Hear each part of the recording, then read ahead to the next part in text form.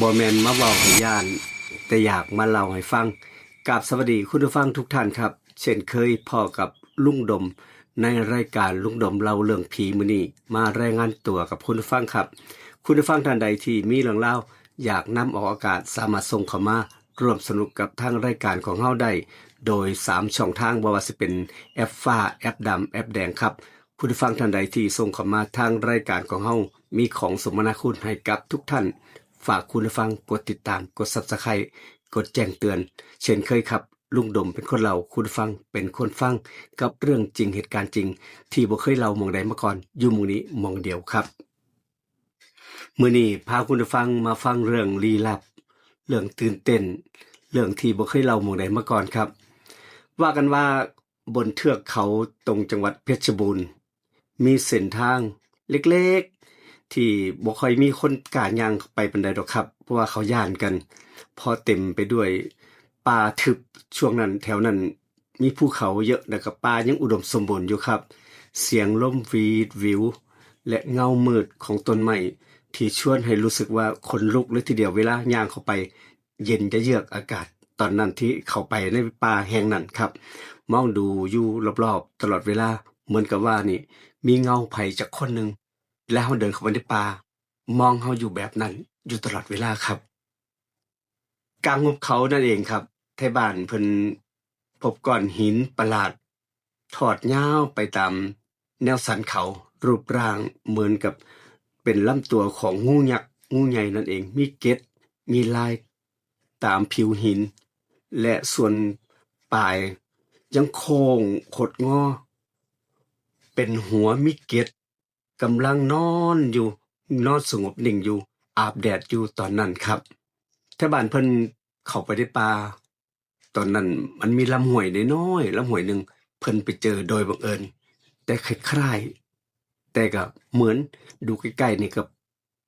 บ่เหมือนปานใดครับเพราะออกมาห่างๆนี่คล้ายๆแบบเป็นงูนอนอยู่นอนอาบแดดอยู่คล้ายๆเป็นสุสานงูจังใดก็จังซั่นล่ะครับ คนเฒ่าคนแก่อยู่ในชุมชนอยู่ในหมู่บ้านนั่นแหละเพิ่นว่าหินหม้องหั้นเป็นหินที่เกิดจากธรรมชาติตั้งแต่โดนแล้วตั้งแต่บรรพบุรุษเกิดมาแต่โดนแล้วบ่มีผู้ใดฮู้ว่า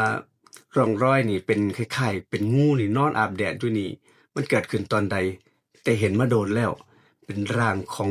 บางคนก็บอกว่าเป็นร่างของพญานาคที่เคยมาอาศัยอยู่ในแม่น้ำ ต้นน้ำโขงหม้องนี้ละต้นน้ำโขงอยู่แถวๆนี้ละเมื่อหลายร้อยปีที่ผ่านมาว่าแบบนั้นครับมีการต่อสู้กับ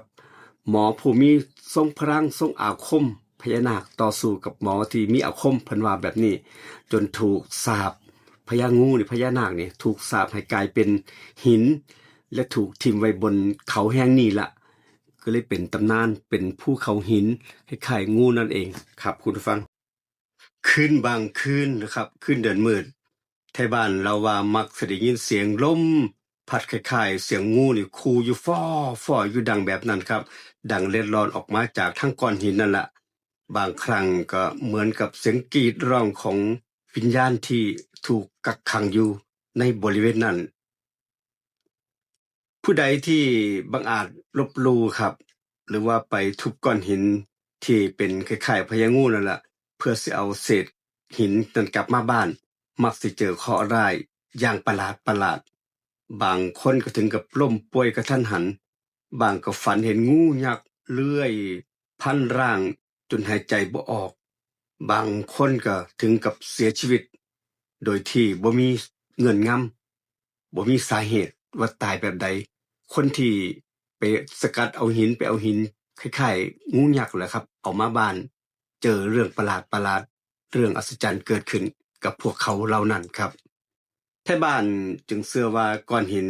ยักษ์ก้อนนี้แหละเป็นเครื่องสังเวยวิญญาณที่เฝ้าปกปักรักษาพื้นป่าผู้ใดที่มีบุญถึงจะได้เห็นแต่ผู้ใดไปลบหลู่ต้องสดใสชีวิตตลอดไปผู้ใดที่บ่เชื่อที่ไปเอาก้อนหินกลับมาผู้นั้นแหละก็สิสังเวยบ่ว่าสิเป็นด้วยชีวิตหรือว่าด้วยอย่างอื่น ตำนานเล่าว่าหากมีผู้ใดศรัทธาจริงหากผู้ใดจริงใจศรัทธาจริง มาจุดธูปเทียนขอพรได้ขึ้นเดือนเพ็ญสิเห็น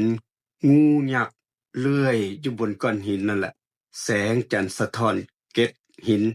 ราวกับว่ามีชีวิตชีวาเลยทีเดียวบางคนถึงกับว่าเชื่อว่าได้ยินเสียงงูนี่เลื้อยผ่านใบไม้และเสียงน้ำนี่ดังสู้ซ่าทั้งที่บ่มีผู้ใดเห็นอยู่ตอนนั้นบ่เห็นเอียงแต่ได้ยินเสียงทุกคืนครับหินยักษ์ก้อนนี่แหละทุกคืนหินยักษ์ก้อนนี้แห่งหุบเขาแห่งจังหวัดเพชรบูรณ์นี่แหละก็ยังคงเป็นสถานที่ที่คนเข้าไปเยือนด้วยความเคารพและหวาดกลัวคนทุกคนที่เข้าไปย่านแต่ก็ด้วยความศรัทธาครับบางครั้งก็เห็นเพียงปรากฏการณ์เป็นแบบธรรมชาติเป็นปรากฏการณ์ธรรมชาติแต่สำหรับผู้ที่เพิ่นศรัทธามันคือร่องรอยของพญานาคผู้ที่ยิ่งใหญ่ที่อาศัยอยู่ในแถบแม่น้ำแห่งนี้ที่เคยเป็นที่อยู่อาศัยของพญานาคแล้วก็ถูกมนต์สาปของอาคมของหมอผีสาปเอาไว้ก็เลยไปใส่บ่ได้เฝ้าปกปักรักษาพื้นป่าแห่งนี้อยู่เมืองนี้ครับที่ยังคงเฝ้ามองและรอวันที่ให้ผู้ใดกลับมาเอาชีวิตรอวันที่มาปลดปล่อยรอคนมาปลดปล่อยเจ้าพญางูแห่งนี้คล้ายๆเป็นสุสานพญางูนั่นเองคุณผู้ฟังครับคุณผู้ฟังเชื่อบ่ครับว่าบางครั้งบางอย่างนี่เกิดขึ้นจากธรรมชาติแต่มันคือข่ายครับข่ายเรื่องจริงบางครั้งเราไปเห็นสถานที่ต่างๆนี่ครับบางที่เราก็ไปบ่ได้ลบหลู่ดอกครับที่ไปลูบไปค้ำไปจับบางคนก็ไปจุดธูปขอพรก็สำเร็จหลายต่อหลายคนครับที่สำเร็จบางคนก็ไปลบหลู่บ่เชื่อไปเหยียบมั่งไปนั่งมั่งครับอันนี้คนนั้นคือบ่เชื่อคนที่บ่เชื่อนี่มักสิเจอเรื่องที่บ่ดีครับอันนี้ก็เป็นเรื่องที่ประหลาดอยู่คือกันสำหรับคนที่เชื่อก็เขาก็โชคดีบางคนก็ถึงกับร่ำรวยมีเงินมีทองเพราะว่าเชื่อในสิ่งที่ตัวเองเห็นเพิ่นว่าแบบนั้นครับอันนี้ก็เป็นเรื่องอีกเรื่องนึงที่จังหวัดเพชรบูรณ์ที่เกิดขึ้นครับนำมาเล่ากับคุณผู้ฟังได้ฟังกันแถวบ้านไปพบร่างเป็นหินคล้ายๆพญางูนอนขดอยู่ลำห้วยเป็นเรื่องที่เกิดขึ้นเป็นเรื่องอัศจรรย์ว่าเกิดขึ้นเมื่อหลายร้อยปีอาจจะเกิดจากธรรมชาติหรือว่าเป็นต้องมนต์สาปของหมอผีที่พญางูยักษ์พญางูนาคนี่แหละได้สู้กับหมอผีได้พ่ายแพ้หมอผีเลยถูกสาปอยู่หม้องนี้ครับนี่เป็นเรื่องเล่าอีกเรื่องนึงนำมาฝากคุณผู้ฟังขอบคุณกับการติดตามคุณผู้ฟังที่กดติดตามกด Subscribe ของบันทึกเสียงรถทั่วและคอร์ดภาพและบทจาก AI มื้อนี้เราโดยลุงดมเล่าเรื่องผีมื้อนี้ลาคุณผู้ฟังไปก่อนเจอกันคลิปหน้าอีพีหน้าครับคุณผู้ฟังคลิปนี้ไปก่อนสวัสดีครับบ๊ายบาย